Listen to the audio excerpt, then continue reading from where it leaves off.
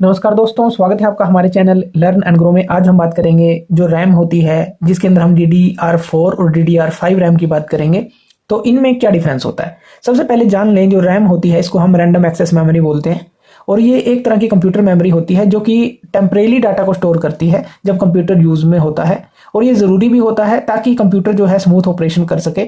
और ये प्रोसेसर को अलो करती है क्विकली एक्सेस करने के लिए जो हम फ्रीक्वेंटली डाटा यूज कर रहे होते हैं, यानी कि एक तरह से स्पीड देने का काम करती है कंप्यूटर को। तो यहाँ पर हम बात कर रहे हैं जो DDR4 है और जो DDR5 रैम है, इनके बारे में बात करेंगे। इन दोनों के बीच में कंपैरिजंस देखेंगे कि क्या क्या कंपैरिजन है।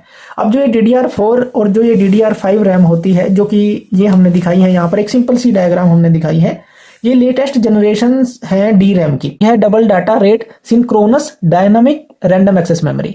तो ये जो होती है हमारी जो DDR जो हम बोल रहे हैं इसको, तो वही जो है इसकी फुल फॉर्म के अंदर देखें तो ये चीज़ें आती हैं, जैसे double data rate 4, double data rate 5, इस तरह से।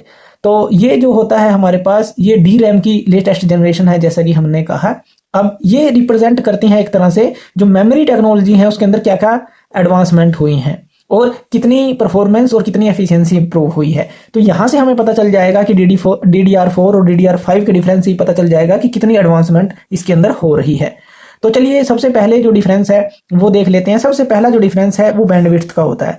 DDR4 जो है लोअर बैंडविड्थ इसके अंदर रहती है, जबकि DDR5 के अंदर हायर बैंडविड्थ रहती है। इसका बैंडविड्थ का क्या मतलब है कि जितनी ज़्यादा बैंडविड्थ होगी उतना ही ज़्यादा डाटा का ट्रांसफ़र तेज़ी से होगा, यानी कि इसके अंदर हायर बैंडविड्थ है तो इसके अंदर जो डाटा ट्रांसफ़र है ये तेज़ी से कर सकती है।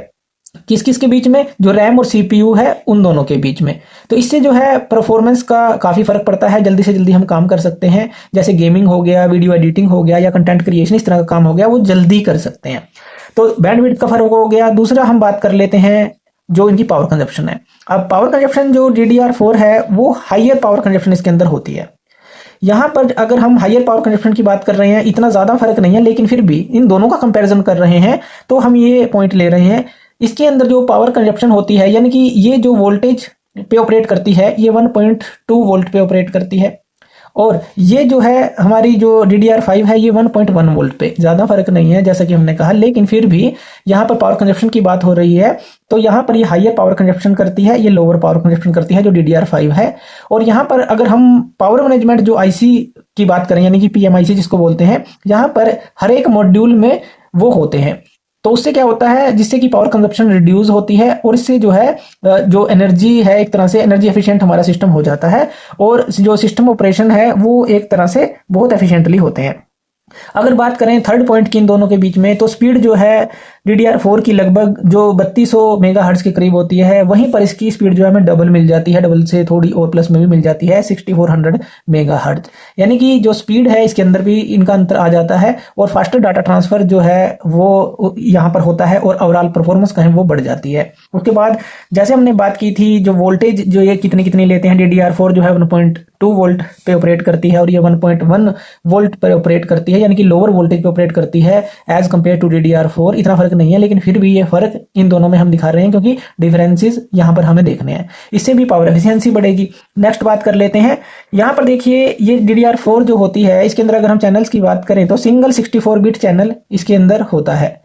अब यहाँ पर होते हैं 232 बिट चैनल, यानी कि एक जो है अलग अलग से 32 बिट के चैनल बना दिए जाते हैं। इसमें एक सिंगल 64 बिट चैनल और इसमें जो है 32, जैसे यहाँ से यहाँ और यहाँ से यहाँ 32 बिट, यानी कि अलग अलग से देखें है 64 ही, लेकिन उसको डिवाइड कर दिया है दो हिस्सों के अंदर। यहाँ पर जो DDR5 है यहाँ पर ड्यूल डाटा रेट जो आर्किटेक्चर है 32 बिट चैनल्स के साथ आ जाता है, यानी कि 32 बिट चैनल के साथ आ जाता है, जिससे कि जो ट्रांसफर रेट है डाटा का वो ट्वाइस हो जाता है पर क्लॉक साइकिल के लिए। पर क्लॉक साइकिल का क्या मतलब है? क्लॉक साइकिल का मतलब है कितनी जल्दी हम जो है किसी रिक्वेस्ट को पूरा करते हैं। कोई रिक्वेस्ट आई उसको पूरा किया, इस तरह की क्लॉक साइकिल की दूसरी जो है रिक्वेस्ट हम लेने को तैयार रहें। तो ये जो है एक तरह से ट्वाइस काम कर सकती है अगर कंपेयर करते हैं DDR4 का जो सिंगल 64 बिट का चैनल है उससे। तो यहाँ पर ये चीज़ भी देखने को मिलती है इन दोनों के बीच में जो डिफरेंस है। उसके बाद बात करें यहाँ पर जो ऑन डाई ECC है। अब ये ECC क्या होता है? Error correction code. तो यहाँ पर DDR4 के अंदर अगर हम देखेंगे ऑप्शनल होता है, लेकिन इसके अंदर DDR5 के अंदर ये इंटीग्रेट होता है directly on the memory chips. जो मेमोरी चिप होती है उन पर डायरेक्टली ये इंटीग्रेट होता है। इससे क्या होता है, डाटा इंटीग्रिटी बढ़ती है, सिस्टम की स्टेबिलिटी बढ़ती है, और जो हम पर्टिकुलरली अगर बात करें सर्वर्स की या वर्क स्टेशन की, वहां पर इस तरह का काम जो है ये आसानी से कर सकती है, यानी कि स्टेबल रखती है, डाटा इंटीग्रिटी से जो है बढ़ती है। इस चीज से जो एरर करेक्शन कोड है ये ऑप्शनल है, लेकिन इसमें इंटीग्रेटेड ही होता है। तो ये चीज इसके अंदर एक एक्स्ट्रा आ जाती है, DDR5 के अंदर इसके अंदर इंटीग्रेट ही होती है। नेक्स्ट अगर बात करें जो पावर मैनेजमेंट होती है, अब इसके अंदर DDR4 के अंदर ये पावर मैनेजमेंट जो होती है इंटीग्रेटेड इन मदरबोर्ड होती है, लेकिन यहां पर DDR5 के अंदर ये ईच मॉड्यूल में इंटीग्रेटेड होती है। यानी कि जो DDR5 होती है डेडिकेटेड पावर मैनेजमेंट आईसी होते हैं ईच मॉड्यूल पर, और जिससे क्या होता है मोर प्रिसाइज और एफिशिएंट पावर मैनेजमेंट हमें मिलती है कंपेयर टू DDR4 रैम।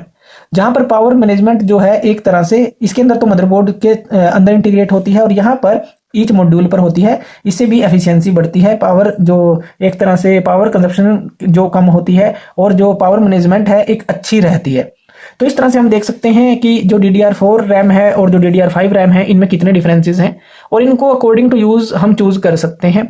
लेकिन यहाँ पर अगर कॉस्ट की बात करें तो DDR5 जो है हमें कॉस्टली पड़ेगी अभी स्टार्टिंग के अंदर, लेकिन जैसे जैसे आगे और एडवांसमेंट होंगी तो इसके प्राइस में फर्क आ सकता है। DDR4 जो है वो चल ही रही है, सभी कामों के लिए हम उसको लगभग यूज कर ही रहे हैं, लेकिन DDR5 को जो है और बेटर बनाया गया है DDR4 से।